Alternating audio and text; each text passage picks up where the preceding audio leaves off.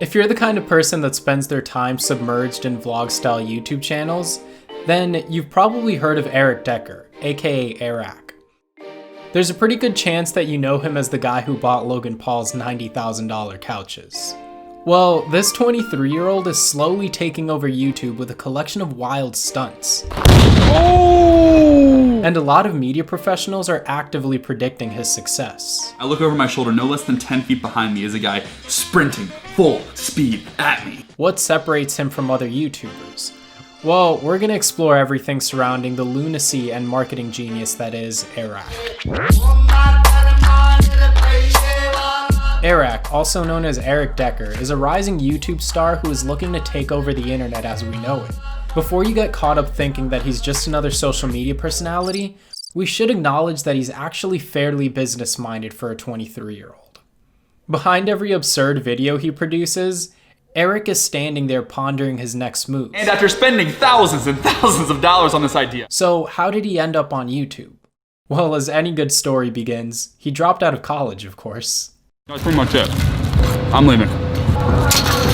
For most of us, dropping out of college to join a YouTube channel is the adult equivalent of running off and joining the circus. But that's actually what Airrack did. He knew he wanted to work in content creation, but he had no plans of dropping out for a pipe dream.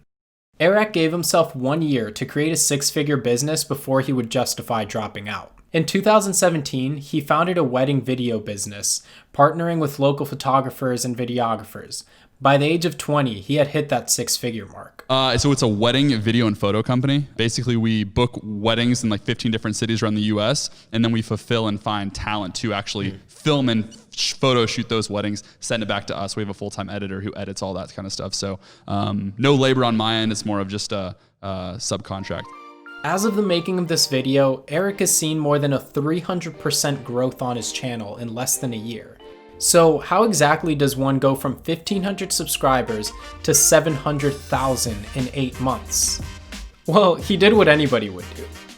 He pretended to be a fake reporter, snuck into the Jake Paul vs. Gibb fight with a fake press badge, then personally walked up to Logan Paul to deliver him his resume. This is my resume, and the question is, did I get a job, yes or no?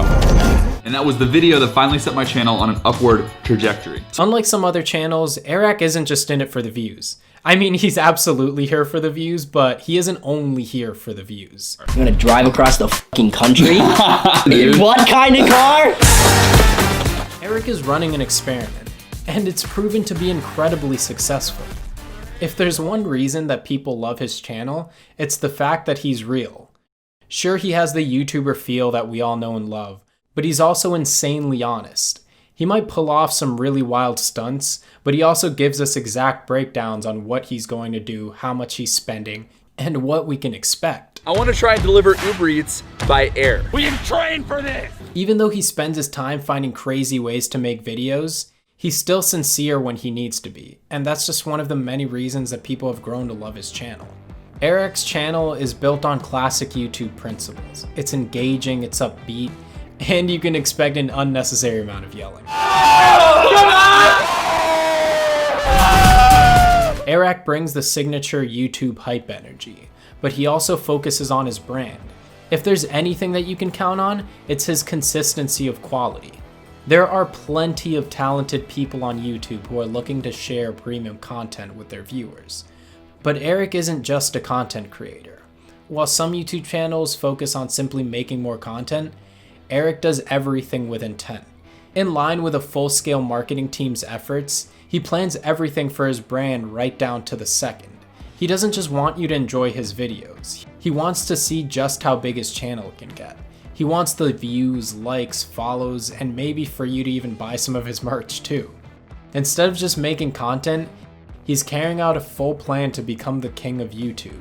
And the crazy thing is, it seems to be working. Our world is pretty dependent on content creators right now. Whether you're watching YouTube videos, reading blogs, trying Instagram workouts, or following along on cooking tutorials, so many of us lean on internet content to guide us through our day. Erik recognizes this and realized that there might be a place for him in the digital world. But he also knew that if he was going to do it, he was going to do it right. Erik is disarming with how transparent he is about what he's doing.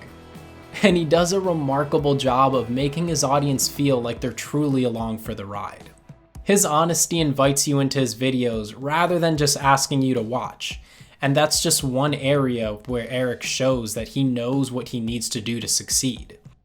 He needs his viewers to want to stick around, and he'll do anything to make that possible. By far the top comment that you guys suggested 5 times over was to take the yacht all the way to Mr. Beast's $700,000 island, which he nicknamed Jeff. Even if it means gambling with some pretty big risks every once in a while. What's the percentage chance that we die on this trip? Is that a percentage? Yes. Since the majority of us are used to consuming content on a regular basis, we have a tendency to overlook how much actually goes into creating it, and forget that someone spent time creating the recipe.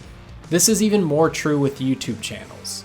The truth is, YouTube videos, especially the ones of this caliber, cost tens of thousands of dollars to make. How much do you think we're gonna spend on this video? $15,000. A lot of Erik's more recent followers know him for his video series where he purchased Logan Paul's couches. You're a fucking maniac, bro. As a viewer, you can laugh while he jumps out of a plane or blows them up. We can just assume that he woke up and decided to do it to grab attention for his channel. And while that might be true, consider this. Filming that series was a business decision. Erik actually pulled out a $17,000 business loan to make it possible. If that surprises you, it shouldn't.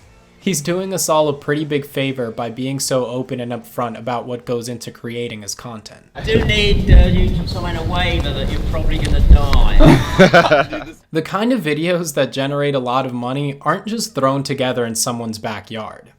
Erik had to pay for the couches, the cost of skydiving, 20 grand. They want $20,000 to do this, bro. and a million other things that make those videos possible. Even with all the hype and ad money, paying for it out of pocket just wasn't an option. If something had gone wrong with his channel or his videos, he could have found himself strapped with an insanely large debt. Fortunately, his plan for his videos succeeded and he was able to pay the entire loan back within 60 days. Considering it took 2 months to break even financially, it sure paints a different image of how YouTubers make money. You took what was already an expensive idea and made it more expensive. We tend to think of the YouTube elite as an endless pit of money, but the truth is that they invest a lot up front to make a video that may or may not pay them back. I hope you guys understand, we're not rich. We literally just spend all of the money back on the videos. Anyone that watches Erik's content is aware that he's a very goal-driven person. He wants to grow his channel really fast. What's up, buddy? It's your friend Erik. What's up? It's my boat in the yard. Right now, his current goal is to get to 1 million subscribers by the end of 2020. And he's looking to beat the subscriber record within 5 years. These are pretty big goals for someone who has only been on YouTube for such a short period of time. But there's no denying that Erik has the will and drive to pull it off. I am an addict. I will do whatever it takes to get my hit. The same guy who narrowly dodged a legal battle after sneaking into a Dan Bilzerian party is dumping every spare minute of his life into growing a successful YouTube channel.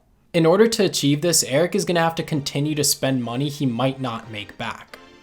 He's going to have to continue to film and produce quality content and work on nurturing his network of popular YouTubers.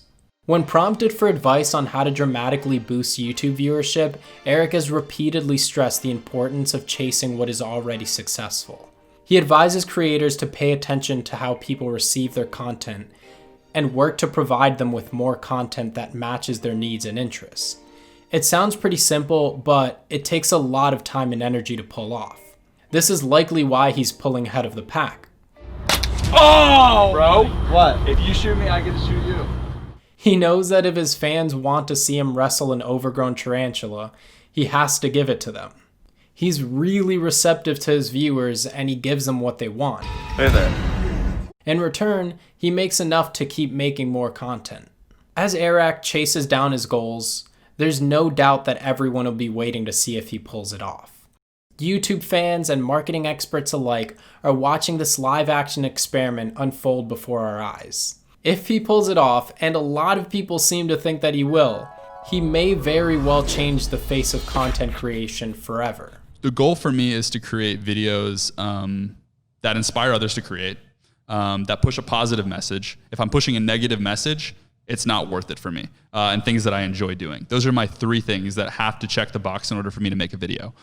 It's incredibly easy to watch someone make it big by creating seemingly random content and think to yourself, anyone can do that. While this might be true, you might be surprised to know how much actually goes into the content that you enjoy on a daily basis. Sure, anyone can make content, but not everyone has what it takes to succeed with it. Next time you watch a 10-minute YouTube video, consider the cost and time that went into making something that you probably won't even watch twice. It might make you enjoy it just a little bit more. That's it. I'm leaving.